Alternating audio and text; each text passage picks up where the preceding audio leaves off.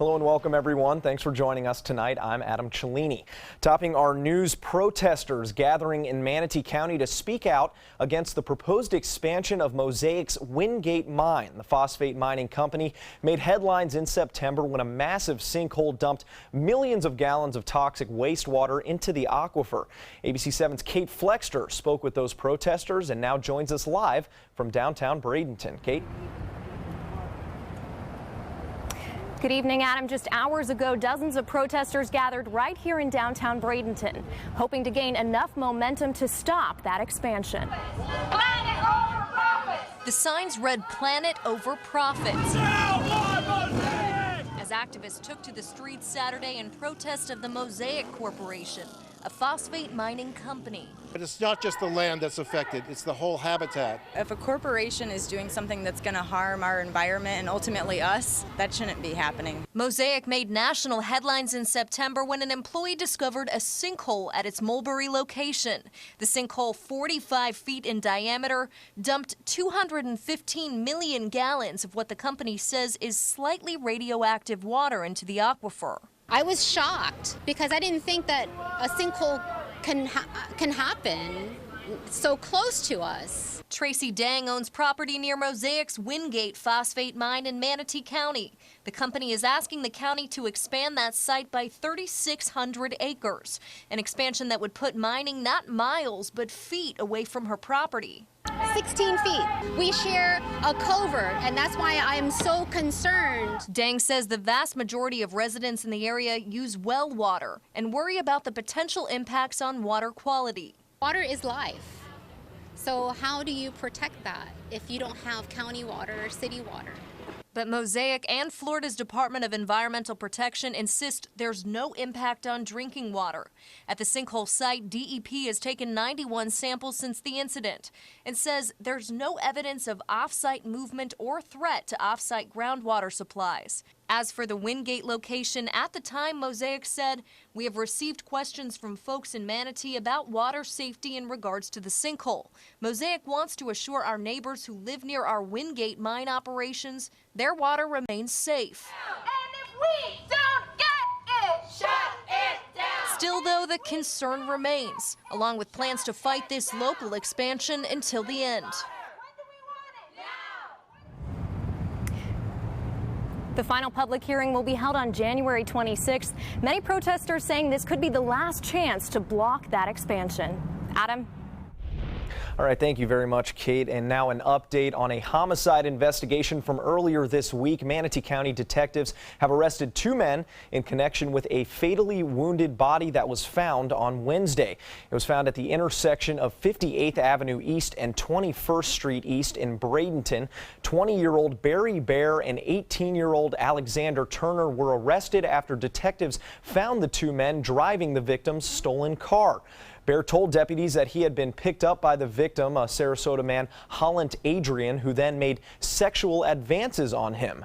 Bear then allegedly pulled out a knife and stabbed Adrian in the neck before striking him 40 to 45 times in the head with a hammer.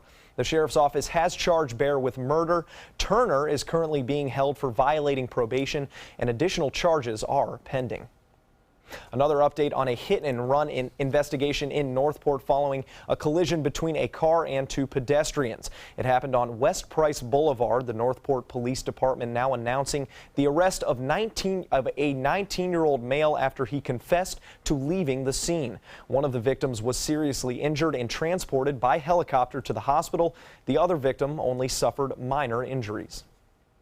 Well, you come here during the winter break for warm weather, and what do we do on the weekends? We just continue to deliver. Let's head over to Wendy Ross for a first look at that weather. Wendy? We've done a great job, Adam. I tell you what, we're looking at temperatures that are right back up into the 70s. Even at this hour, 74 degrees for us. We've had a little bit of cloud cover taking place. We've got dew point and humidity levels that are moderate. Winds are coming in out of the east right now. That's what's helping to keep us on the warm side today. We've had a couple of showers along the east coast. trying very valiantly to come on over here, but they kind of fall apart, and we've really not seen any impact from any rain showers throughout the day today. We did have a little bit of fog early this morning. We'll see kind of the same thing for tomorrow morning, so we'll start off on a foggy note, but as you can see for the rest of tonight, we are looking at partly cloudy skies, temperatures in the 60s, at least throughout the overnight time period. And we'll let you know what we can expect not only for the rest of this weekend, but we'll take a peek into the beginning of next work week as well. Adam?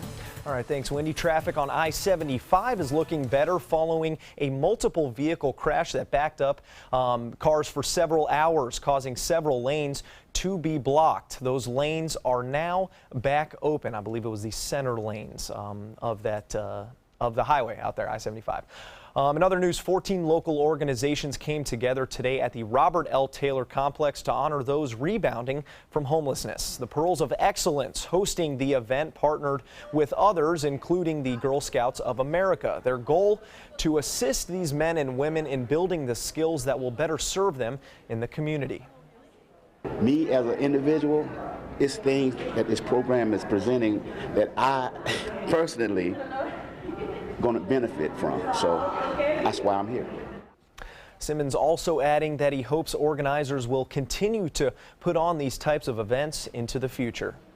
The Sarasota County Sheriff's Office is warning the public about traveling thieves that come to Florida during the winter months to take advantage of unsuspecting members of the community. Sarasota County Sheriff Tom Knight saying these types of criminals typically prey on the elderly and their appearance can be deceiving. When you don't recognize them, they're unknown to you, then speak to them through the door and see what they're there for and what they're asking. And then you need to excuse them from your property and contact us so we can get into that neighborhood and make contact with them. The Sheriff's Office says they will continue to try and make the public aware of this threat, as well as educate local community groups. An 18-year-old cold case in Florida has finally been resolved. After a baby disappeared from a Florida hospital, she has now been found alive and living just hours away. The woman who raised her now behind bars. ABC's Michelle Franzen has the details. An emotional moment in a South Carolina court between a teenager and the woman she had always thought was her mother. This weekend, that 18-year-old reunited in the police department with her biological family after police say she was kidnapped as a newborn. Never gave up hope. I always thought I'd find her. Always thought I'd find her. I have been praying and praying for this day. Back in 1998, the case grabbed national attention, even featured on America's Most Wanted. A baby named Kamaya Mobley, snatched from a Florida hospital just 8 hours after she was born. I just want to know where my baby is at. I just want my baby back. Investigators say the woman who took the child, Gloria Williams, allegedly told the family she was a nurse and told nurses that she was part of the family. Police launched an all-out search, but for 18 years, nothing until now. So in South Carolina, we found an 18-year-old young woman with the same date of birth. She had an inclination beginning probably a couple of months ago that she may have been involved in this in some way. Police arrested the now 51-year-old Williams, who they say moved to South Carolina, changed the baby's name, and raised the girl as her own. Okay. On Friday, the teen openly sobbed in court, talking to Williams. She has a lot to process. She has a lot to think about, as you can imagine. I can't even begin to comprehend it. You know, seem like sometimes when you pray so long, you're thinking that God don't hear your prayers. But he heard it. Michelle Franzen, ABC News, New York. Investigators say 2 tips led them to South Carolina, where they located the teenager. Officials say the young woman provided a DNA sample, which allowed authorities to confirm that she was in fact the missing baby. Still to come here on ABC 7, the first female ringmaster at the Ringling Brothers and Barnum and Bailey Circus. How she feels stepping into the ring. When I was in foster care, I never knew when I would have to move. So I always had my suitcase ready to go. Then one day I was adopted. My new parents opened their hearts and home to me. My parents cook my favorite breakfast for me every morning. My parents take me on trips I never thought I would go on. They gave me a home and an even better reason to use that suitcase. My parents aren't perfect, but they're perfect for me. Here's something we bet you didn't know. Nearly half of all cancers can be prevented. That's right, half. Nearly 50%, mostly by making small everyday changes in your diet and controlling your weight, walking more, eating less, and eating foods that help you and your family to seriously reduce the risk of cancer. And of course, by not smoking. Visit the Cancer Prevention Together We Can website and get a free 30-day planner filled with tips, recipes, stats, and more about protecting your family. Go to prevent50.org. You're going to need me. You're going to need us. All of us. You're going to need our help with your water, your air, your food. You're going to need our determination, our compassion. You're going to need the next generation of leaders to face the challenges the future will bring. And we promise we'll be there when you need us.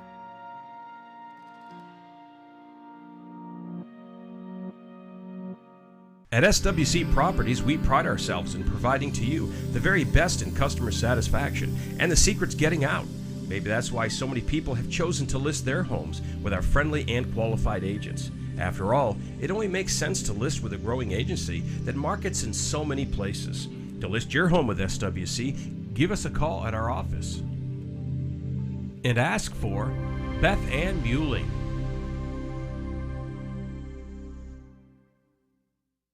Monday at 5 on ABC7's Good Morning Suncoast.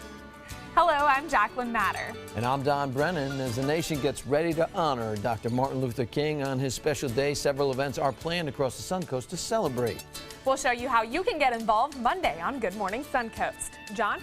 Beautiful weather on the Suncoast right straight through the middle of the week. Then maybe some changes. We'll talk about that. Monday at 5 on ABC7's Good Morning Suncoast. We're here for you.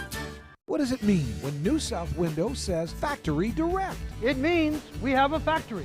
It means we eliminate the middleman. It means you get an award-winning, energy-efficient window at factory direct pricing. Plus, New South windows are made in Florida. Fort Florida Home. By Florida workers, because we know Florida weather. Right now, buy 2 windows, get the 3rd free, plus our lifetime warranty. New South Window, we manufacture, we install, we guarantee. Call now. Earlier today, the state Republican and Democratic parties meeting 2 miles apart in Orlando to elect a new chairperson for their organizations. On the Republican side, local state committeeman Christian Ziegler was 80 votes short in his attempt to unseat incumbent Blaise Ingoglia as chair of the Republican Party of Florida.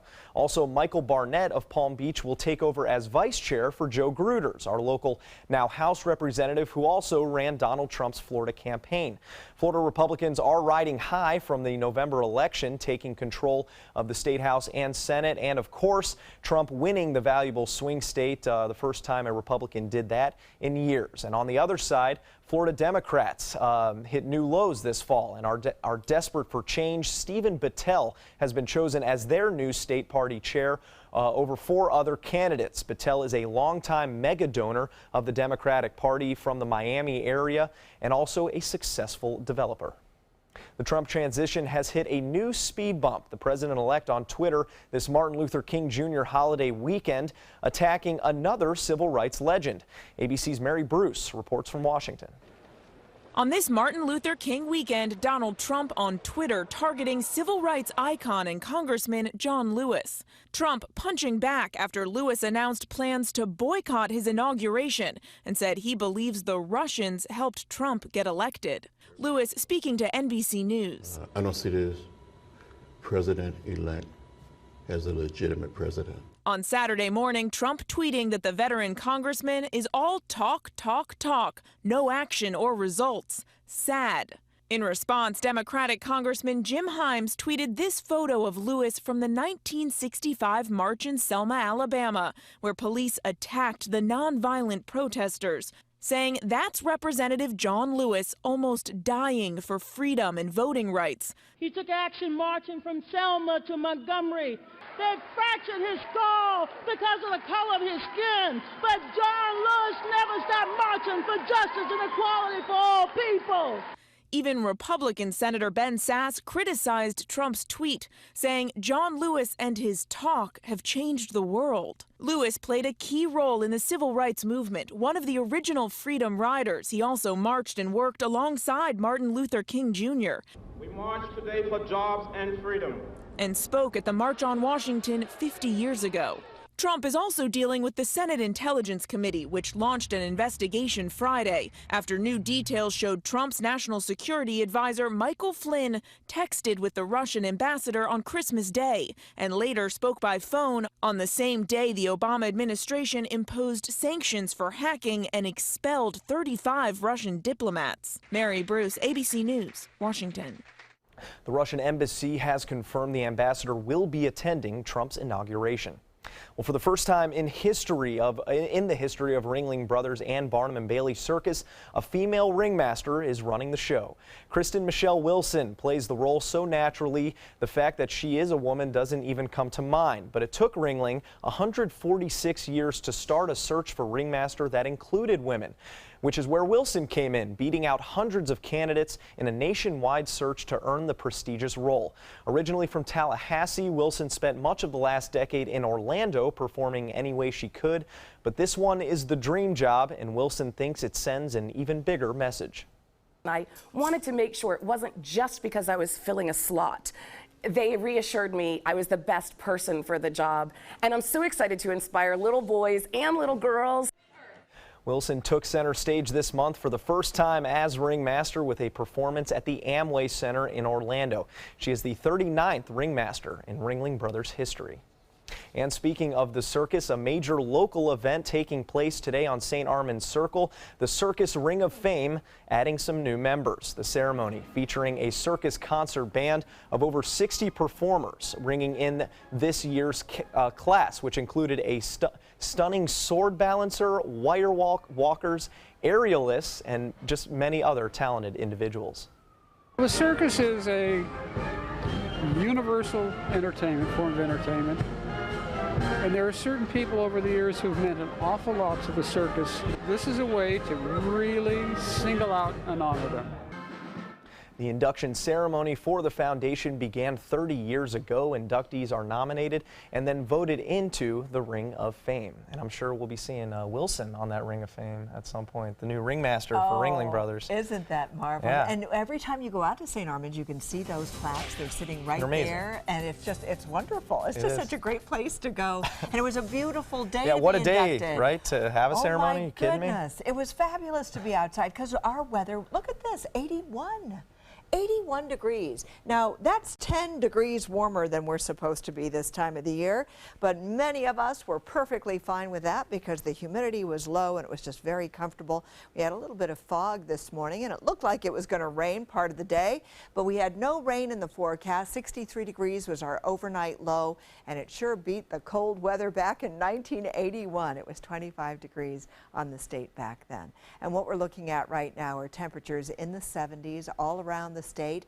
These were temperature highs today, as you can see, mostly 70s over the central northern parts of Florida, and from central south we saw some 80s, and of course we fell into that group with a high today officially of 81 degrees. Many places reporting temperatures in the upper 70s because we did see a great deal of cloud cover today, but we didn't get a whole lot in the way of rainfall. So 74 degrees for us right now.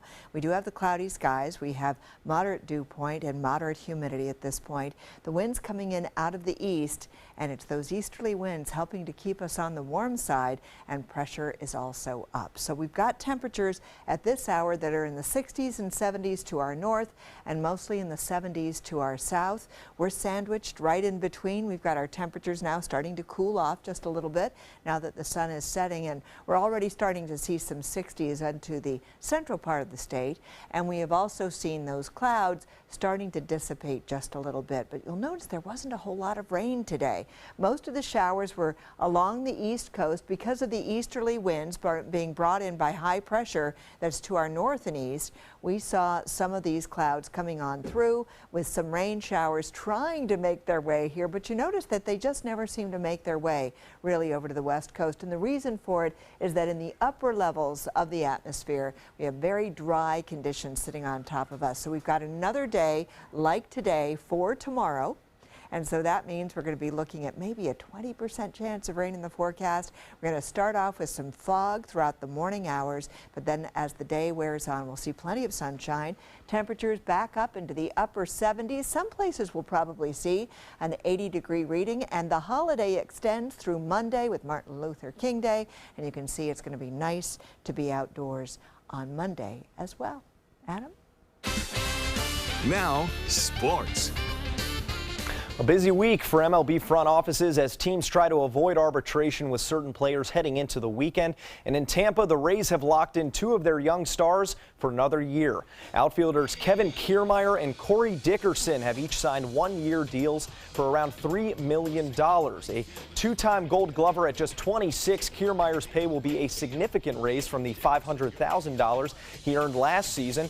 At the plate, Dickerson set a career high in extra base hits. Last season was 63. Kiermaier set a new career mark in stolen bases with 12, and both players matched or exceeded career highs in home runs.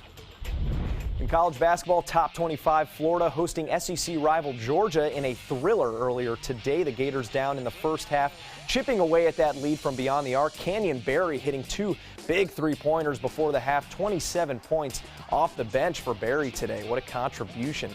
Then in the final 10 seconds, Gators down a point. Casey Hill able to draw a foul on this drive, but he's only able to hit one of the free throws. We are going to go to overtime in this game. And in overtime, another big three-pointer, this time from Keith Stone, and Florida outlasting the Bulldogs for their first overtime win since 2014, 80-76, your final.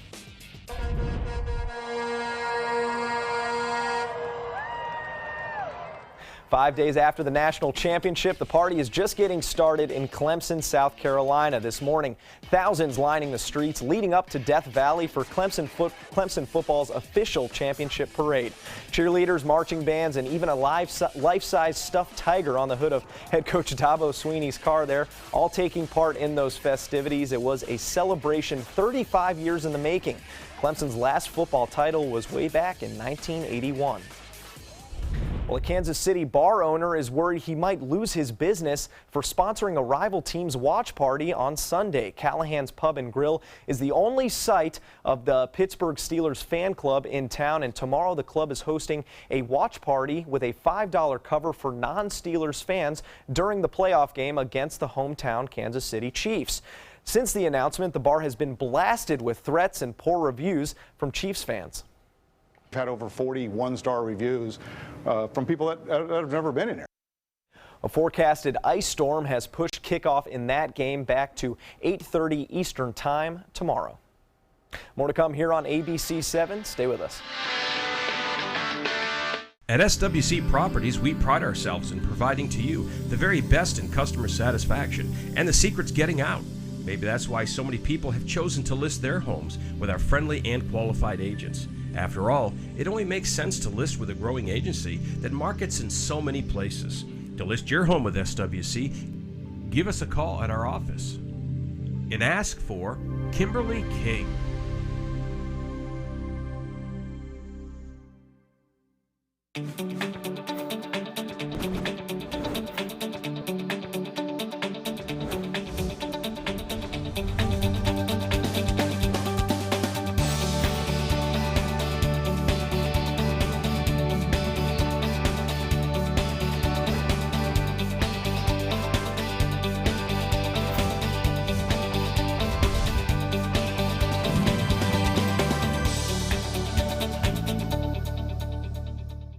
For more than 100 years, American Humane Association has been teaching kids to be kind to animals. Those in our homes, on the farms, on the silver screen, and wildlife conservation, caring for the world's vanishing creatures. But we can't do it alone. Visit kindness100.org to find ways to teach kids how they can make a more caring, compassionate, and humane world for all of us. Monday on ABC 7 News at 7. After my election, there was talk of a post-racial America. And such a vision, however well intended, was never realistic. Race relations in our nation and here on the Suncoast. As Trump prepares to take office, what are the expectations for change? I'm Alan Cohn. Join us for this critical conversation. Monday on ABC 7 News at 7. Your Suncoast News. We're here for you. Every child follows a path in life. For many, that path will lead them to a door that gives them a place to grow, to learn, to belong, a place to forge their future. Because while many doors open, these doors transform. They did for us. Support your local Boys and Girls Clubs. Great futures start here. The official Suncoast Storm team at ABC 7. We're here for you. Gold fever has once again swept the nation. And everyone is rushing to Florida to strike it doubly rich. Introducing the $5 million Gold Rush Doubler. We're doubling cash prizes for over $752 million in payouts. And 36 prizes from $1 million to $5 million. The Florida Gold Rush is on. The Florida Lottery, just imagine. Coming up tomorrow and then again next Wednesday, moviegoers will have the chance to see Singing in the Rain. It's on the big screen once again at Regal Cinemas in honor of Debbie Reynolds in her breakout role in the 1952 classic film. It is the movie's 65th anniversary. There will be 4 showings of Singing in the Rain on Sundays and Wednesdays at 2 p.m. and 7 p.m. The film will be available at the Regal Hollywood Stadium in Sarasota, as well as the Regal Town Center Stadium in Port Charlotte. And Wendy, could you give us a quick cover right now? Stay on this. Look at how great that is. It is relaxing. We'll see you guys later on tonight. Thanks for joining us.